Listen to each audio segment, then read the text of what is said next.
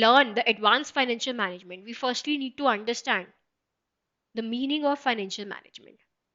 So, the very meaning of the financial management is putting the resources, ensuring the deployment and acquisition of resources in such a manner so that the overall objectives of an organization are achieved. Basically, under financial management, we are concerned with the circulation of money in an organization. So under financial management, we'll look into sources where money will come from, and then where it will be invested, where it will be put into.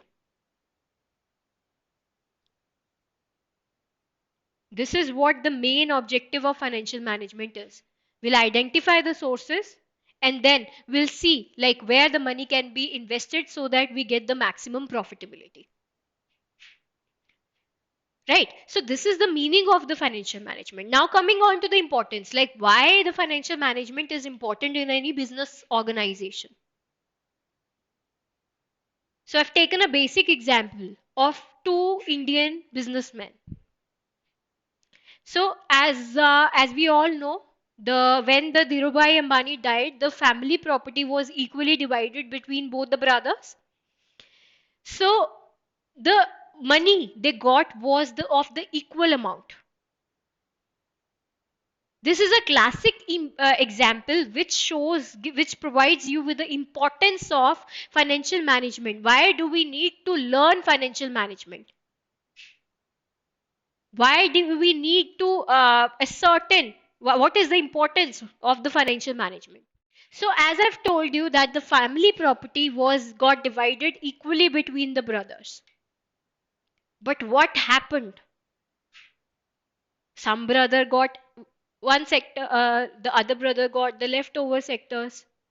But then it was the vision and it was the management of the finances which enabled one of this brother to achieve milestones when we talk about their business policies and the strategies. And one brother was declared as a bankrupt.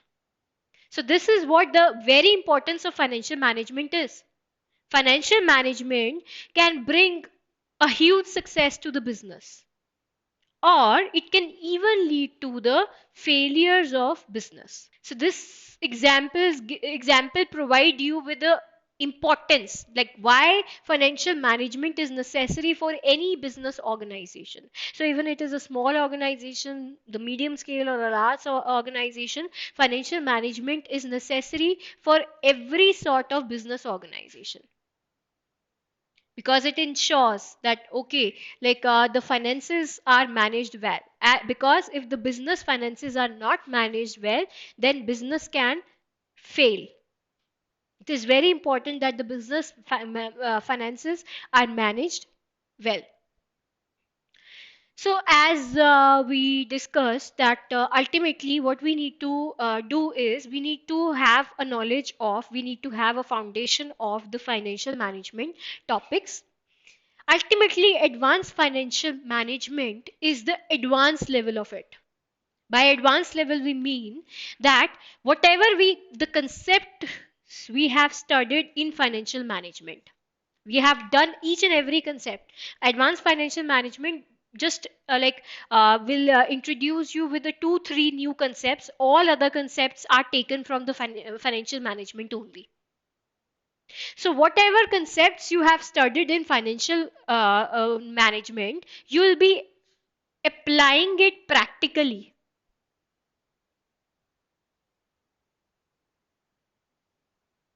in advanced financial management. So you will come across the case study scenario.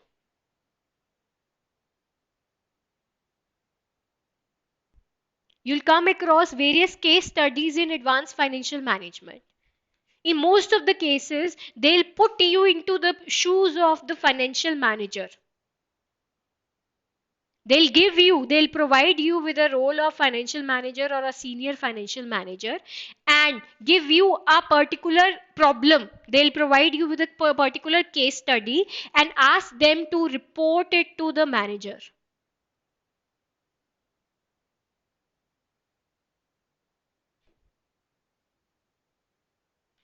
So you will be put into the shoes of the senior financial manager or a manager.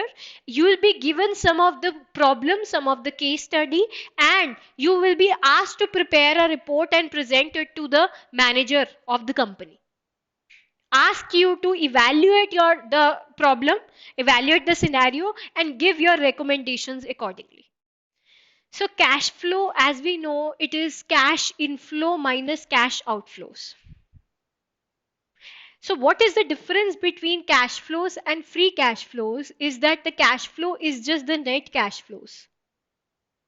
It is the cash inflows minus cash outflow. Whereas free cash flow is that part of the cash flows which is available for reinvestment purposes.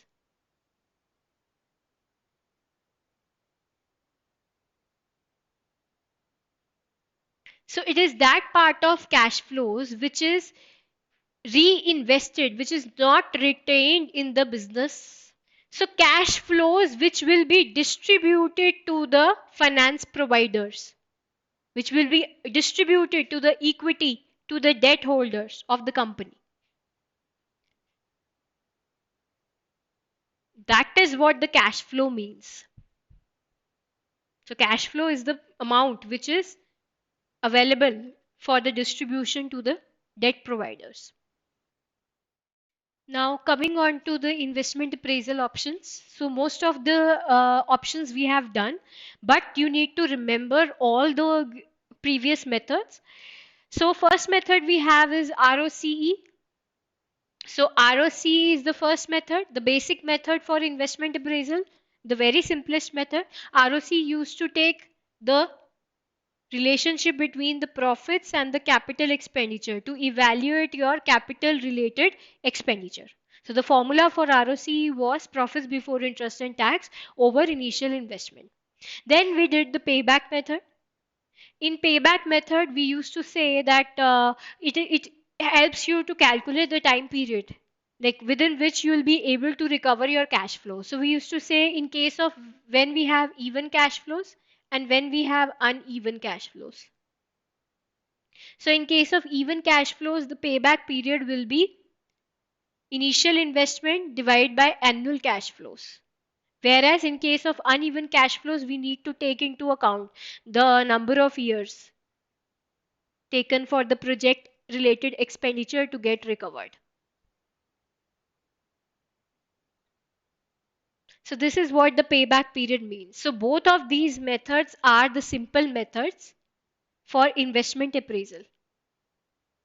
And these are used for initial screening of your devices, initial screening of your projects.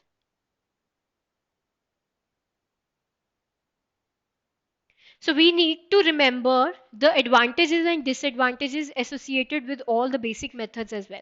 So an advantage will say that ROC and payback, these are the basic methods and these helps in the initial screening of devices. And for payback, we can further write down the advantages that payback is ensures liquidity, it minimizes the risk. And then the other advantage we had was that payback period ensures changes in technologies and change in production plan.